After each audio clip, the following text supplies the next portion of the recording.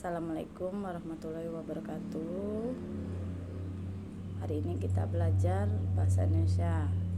Coba kalian buka bukunya pada bab 2, yaitu tentang teks persuasif. Masih kita membahas tentang teks persuasif. Nah, di bab 2 ini kemarin kita tentang pengertiannya. Sekarang kita membahas tentang kaidah kebahasaan dalam teks persuasif. Kebahasaan teks persuasif memiliki ciri-ciri kebahasaan. Dalam penulisannya. Berikut ciri-ciri kebahasaan yang terdapat dalam teks persuasif itu ada 9. Ada 9 ciri-ciri kaidah kebahasaan teks persuasif. Yang pertama, menggunakan kata-kata ajakan. Contohnya, ayo, marilah, lakukanlah. Yang kedua, menggunakan kata-kata bujukan. Apa itu yang menggunakan kata-kata bujukan? Contohnya seperti penting, harus, sepantasnya. Itu menggunakan kata-kata bujukan. Yang ketiga, menggunakan kata kerja inspiratif. Apa itu kata kerja inspiratif? Contohnya seperti apa? Jadikanlah, hendaklah, waspadalah. Itu termasuk dari kata-kata inspiratif. Yang keempat, menggunakan kata-kata mental. Kata-kata kerja mental. Apa kata-kata kerja mental? Itu contohnya itu berpikir, menyimpulkan atau berpraduga. Yang kelima, menggunakan kata-kata teknik atau peristilah yang berkenaan dengan topik yang dibahas. Yang keenam, menggunakan konjungsi. Apa itu konjungsi? Pernah Ibu jelaskan ke kalian apa itu konjungsi. Konjungsi itu apa, Nana? Konjungsi itu adalah kata hubung. Contohnya seperti apa kata hubung? Jika, sebab, karena, dengan, demikian. Itu tergolong dari konjungsi apa? Konjungsi sebab akibat. Yang ketujuh, banyak menggunakan kata-kata ganti. Apa itu kata-kata ganti? Yaitu kata ganti orang pertama, kata ganti orang kedua, kata ganti tunggal. Contoh kata ganti orang kedua, misalnya apa? Dia. Itu termasuk kata ganti orang kedua. Yang ke-8, membuat sejumlah pendapat dan fakta. Apa itu fakta? Fakta yaitu kejadian yang benar-benar terjadi. Pendapat, apa itu pendapat? Pendapat yaitu adalah pendapat seseorang atau opini. Opini itu termasuk membuat sejumlah pendapat. Yang ke-9 atau yang terakhir itu menggunakan kata rujukan. Nah, di situ coba di buku kalian itu ada contoh teks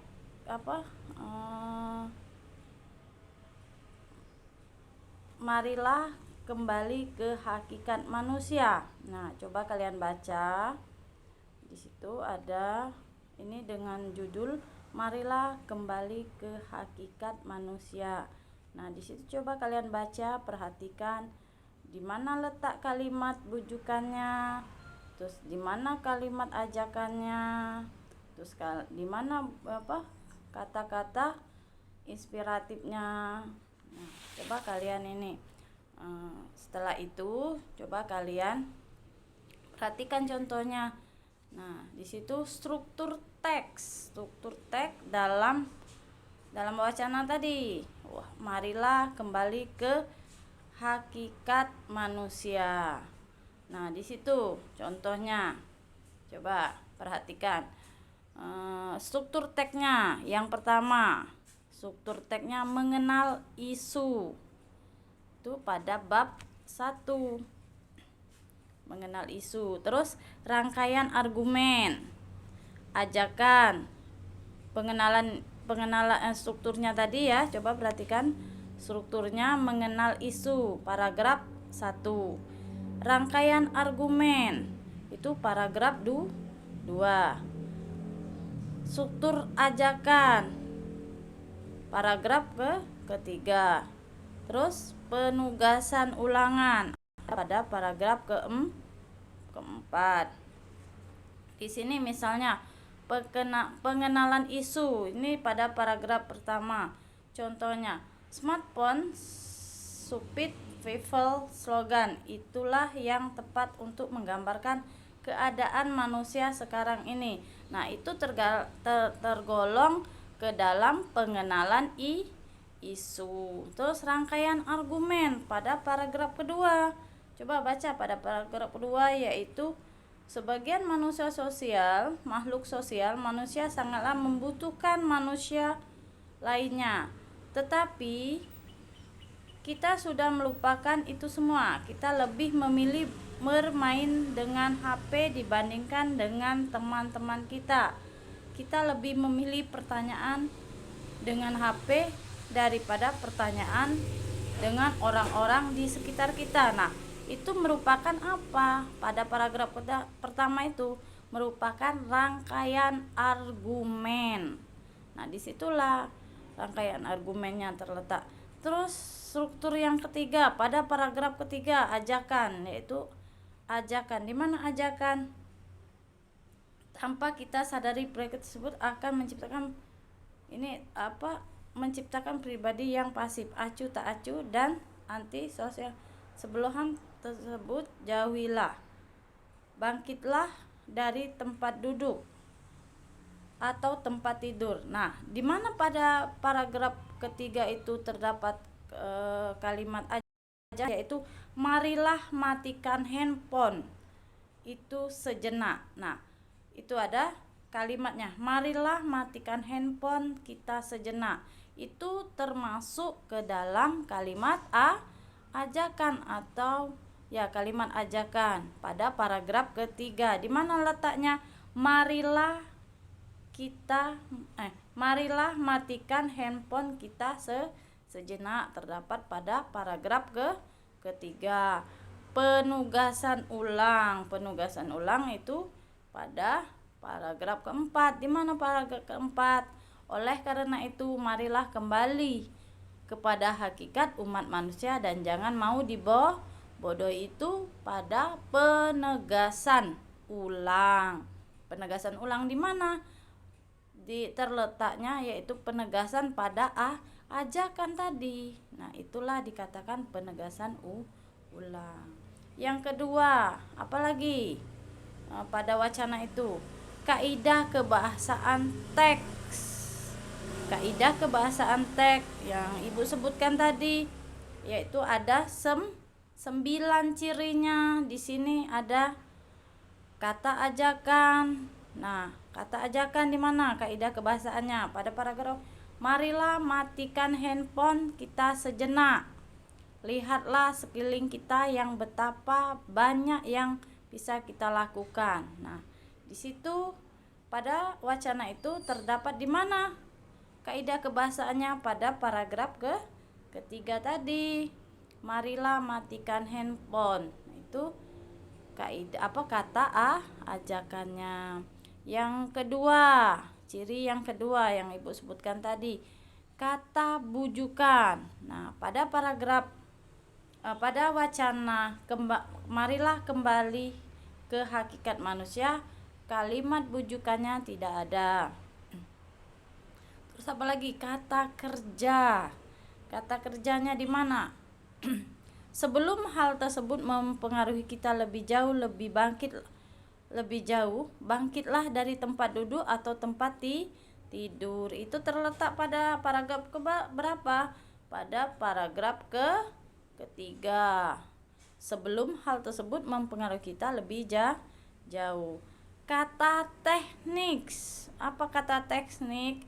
Itu pada paragraf keberapa? Pada paragraf pertama. Di mana pada paragraf pertama?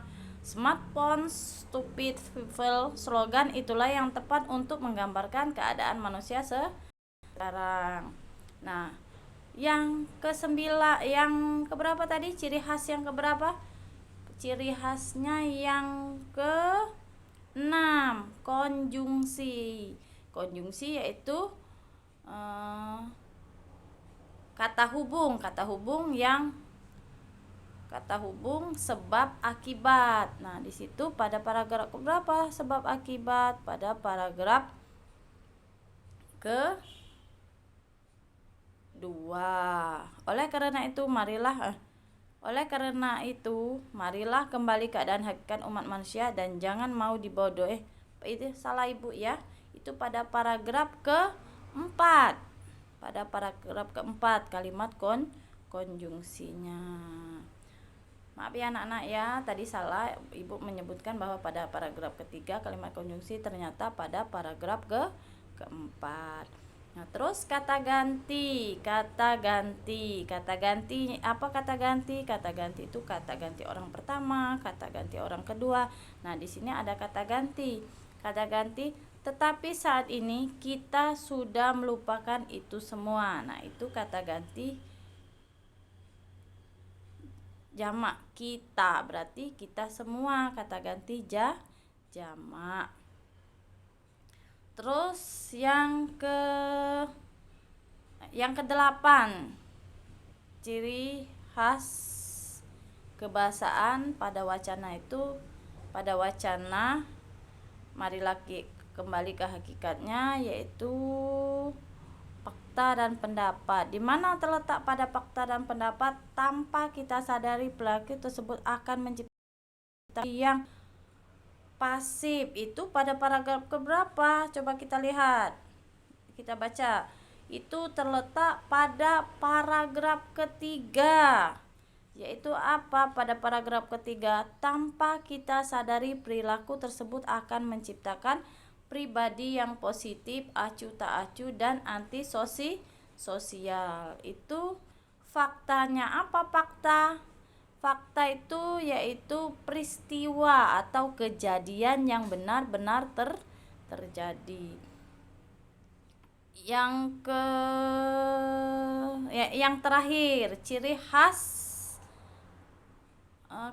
kaidah kebahasaan pada wacana marilah kembali ke hakikat manusia, yaitu apa? Smartphone, stupid people, slogan itu lah yang dapat untuk menggambarkan keadaan manusia sekarang ini. Nah, itu kata rujukannya pada paragraf keberapa? Pada paragraf pertama. Nah, dari pelajaran yang hari ini Ibu jelaskan, kalau anak-anak masih belum paham, boleh tanya Ibu melalui WA pribadi Ibu.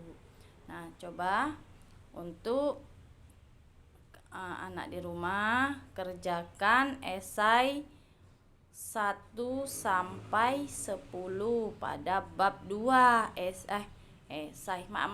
Itu pilihan ganda, soal pilihan ganda 1 sampai 15. Ya, dikumpul sama Ibu melalui WA grup kalian ya. Yuk. Assalamualaikum warahmatullahi wabarakatuh.